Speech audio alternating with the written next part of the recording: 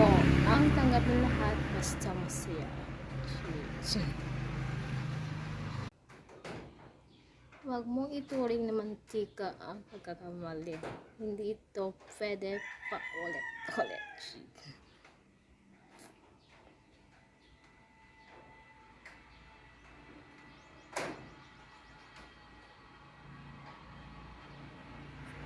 Hindi naman mali ang magmahal, baka nagkamali ka lang ng minahal.